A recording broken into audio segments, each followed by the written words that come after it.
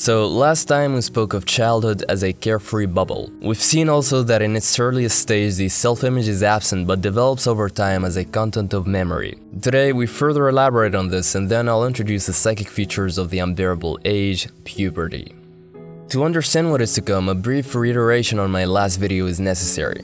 The child in his early years, we said he operates on impulse, has not yet developed consciousness, nor is he capable of long-term memorization. So we're at the presence of a tiny entity which, given the fact that cannot remember much of anything, is often unconscious of his surroundings and thus often unfazed by any type of problem. He likes to break stuff, put things in his mouth, and do whatever his urges command. Should these actions be restrained by the parents, the child may cry for a couple minutes, but the memory of the event is to vanish rapidly.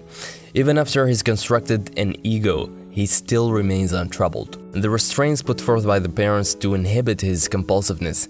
He submits to them or circumvents them, remaining quite at one with himself. He does not yet know the state of inner tension which a problem brings about. This state emerges only during the unbearable age of puberty, which features a more encompassing and enhanced state of consciousness.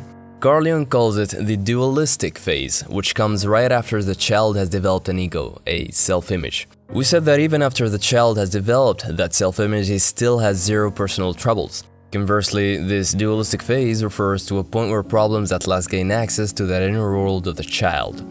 Now he can entertain a problem, is subject to psychic imbalance, and negative emotions are processed deeply.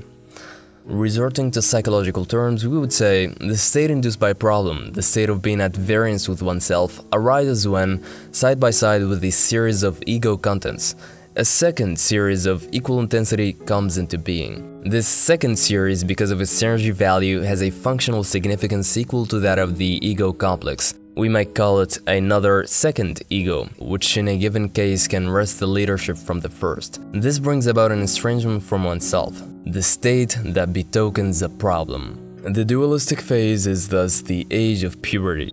The next is gonna be about the psychic characteristics of adulthood. I hope you've enjoyed this one, thanks for watching, and I'll see you soon. Bye.